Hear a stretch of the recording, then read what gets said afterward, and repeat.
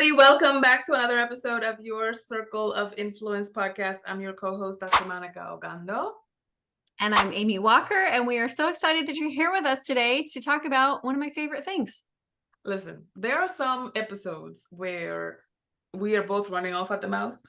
And then there are some episodes where Amy's like, take it away, and I'll ask some questions, and I'll stand in as the audience so that I can interview you on some things. Today, it's the other way around. Today, I get to ask Amy some questions because I have built my business very much as a solo practice, and the pieces where I have teams are more so like vendors and subcontractors and so forth, more so than business partners or employees. And so I defer to Amy's vast knowledge in this arena of how to hire, how to have better hires. Because part of it is not just the hiring process, it's also the onboarding and the training process and the communication as you handle projects and so forth. And so I'm like, okay, let's all of us, you, the audience, and myself, we're just going to sit at the feet of the master, darling, and we're going to ask some questions because Amy is just such an expert on this. So Amy, what you got to say? How are you going to start us off in this conversation? Okay, so I'm going to start off by saying that I am actually not the best hirer on my team. Okay. And so hiring is a really specific skill, and there is a talent involved with having that gut level knowledge of who's going to be the best person. But there are processes that I have built that have allowed me to find somebody who hires better than me. Okay. And so I want to kind of go through the processes of how we find, and then I want to go through some things that we do really differently from what I think other people do. And then you can just ask questions along the way too. Does that sound good? Yeah. Okay. Perfect. So the heart of us being good at hiring is actually having really clearly defined core values, a really clearly defined vision, and a really intentionally created corporate culture. Because the reason why I've mentioned this before, but I believe in the law of equal effort, which is you're going to put effort in somewhere. Yeah. And you get to choose where you put that effort. So I don't like bickering, gossiping, power struggles, inner office politics, firing people, disciplining people. I don't like that side of leadership. So I put my time into the front end, which is creating a really great environment for people to work in and finding the people who have the right skill set and they fit the culture so that they come in and they do really well. And if they're not a fit, we'll shake them out in the first couple of weeks. And if they, and also it's not like people feel stuck here, like when people are ready to move on, I am excited for them to move on to what comes next. And so it's not like people are, they're not bitter in their positions, and we just don't have a lot of people problems. We have some people problems because if you have people, you have some people problems. Yeah. Right. That just is going to happen. Sure. But we have a lot of processes in place to help things be as good as possible, as much of the time as possible. Okay. So core values, vision, corporate culture, all of that is the foundation. The next thing that we do, and this is something that is really different than what most businesses do, is we want to be able to pay people well. And what that means is we pay people well for the markets that we hire in, and we hire in different markets to make it affordable. Yeah. So there are some states in the US that we can't really afford to hire in because we can't pay a good wage for those states. We can't really afford to hire in California. We can't really afford to hire in New York. But the amount of money that we can pay is great pay for the Midwest. It's great pay for the South. It's great pay for Texas. And so we hire, and this is the thing about our business, because it is virtual, we can hire in the places where we can pay a good wage. And I don't post the job in the places where I'm like, oh, man, I would feel bad asking someone to work for that, because I know how crazy rent is in those places. Yeah. So if you're not a virtual business, you can't do that part of it. Okay. If you have people that you need to be in-house, they're going to have to be in-house, and you're going to have to pay the best wage that you can for that area.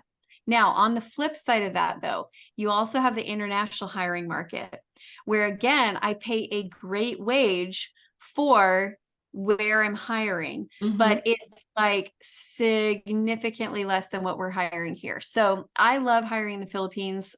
We have a lot of our team members are based out of the Philippines, and teachers and nurses in the Philippines make $3 an hour.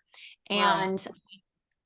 And most people that are working in offices or working for US based businesses and call centers are making more like $5 to $6 an hour. Mhm. Our lowest paid employees in the Philippines make $6 an hour, and we go up from there. And even the ones who make six have bonus structures Yeah. so that they can end up making more money than they can make somewhere else. Yeah. So by us taking portions of every job and outsourcing portions into the Philippines, it allows us to be able to pay the US based people well. Mhm. Before we started this strategy, I felt like I was either always understaffed, didn't have enough help, or I felt like I was always trying to figure out what was the least amount I could pay, because let's be honest, and I know that's going to enrage employees, okay, but they don't understand on the flip side of that I wasn't making a lot of money at the time, right? Like I was a small business owner, and my expenses and my income, it's not like I was a millionaire making tons of money. I was like, how do I get this business off the ground?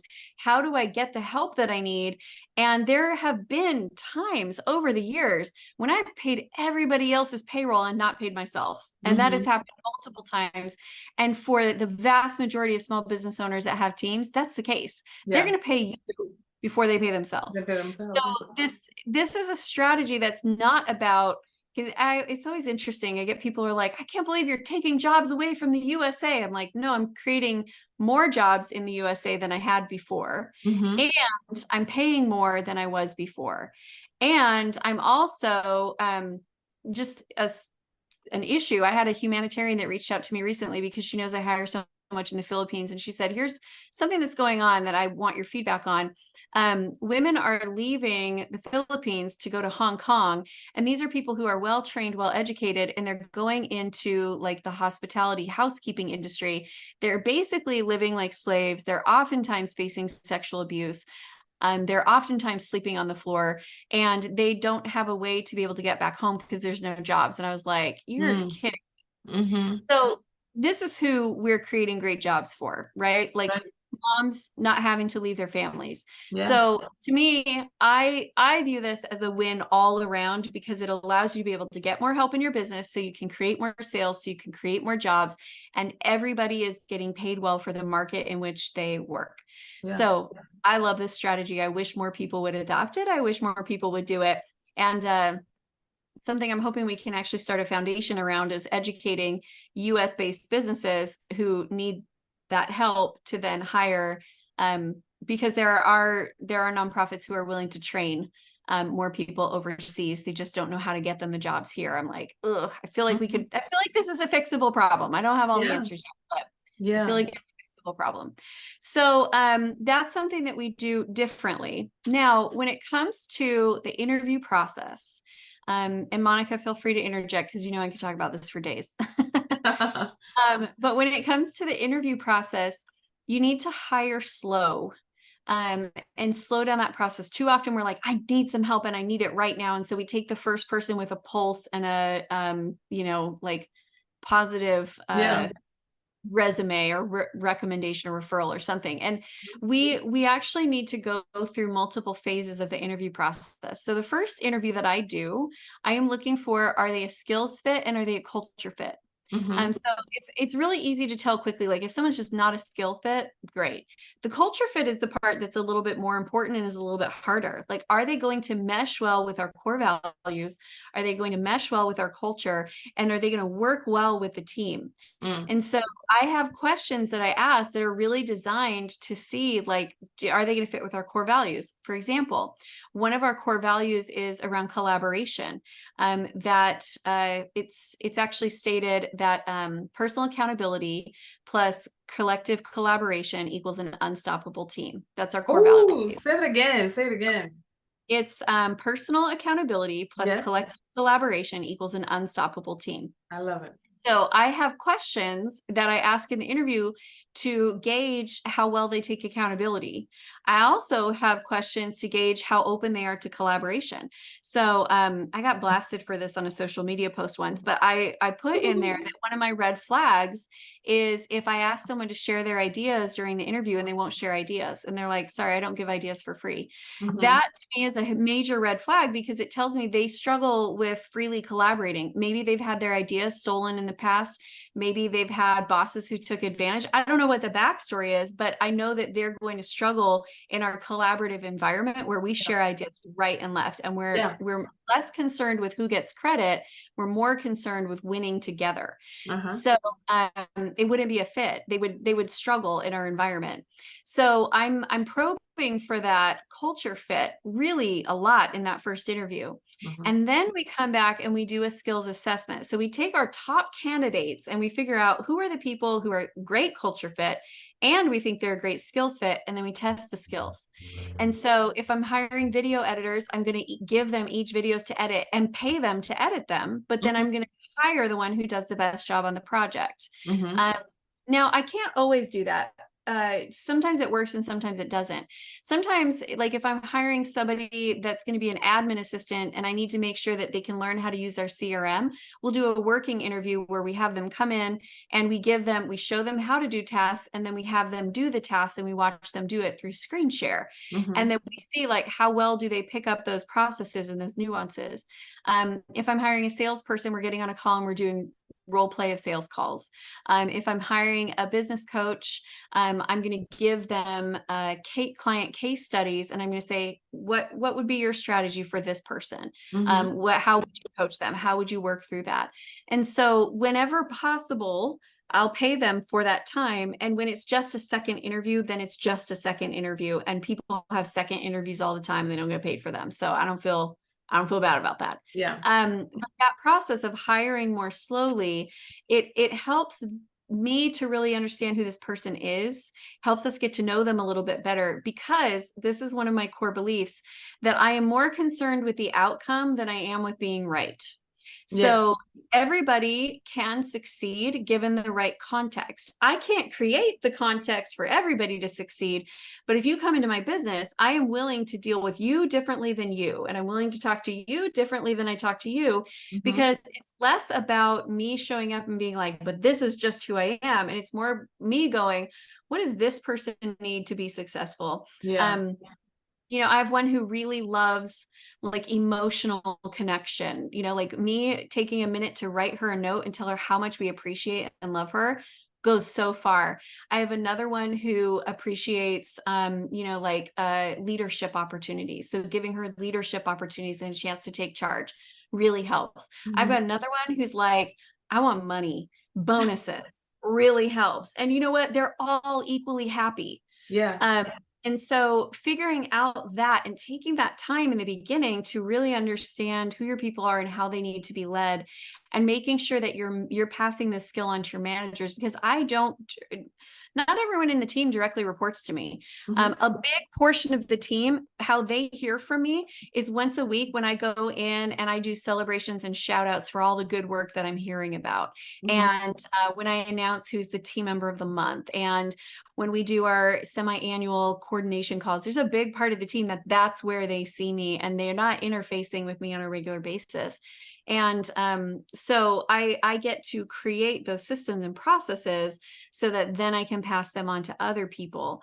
And it's been, I think at the beginning of this year, Monica, we probably had 10 people on the team, and we're ending the year closer to 30.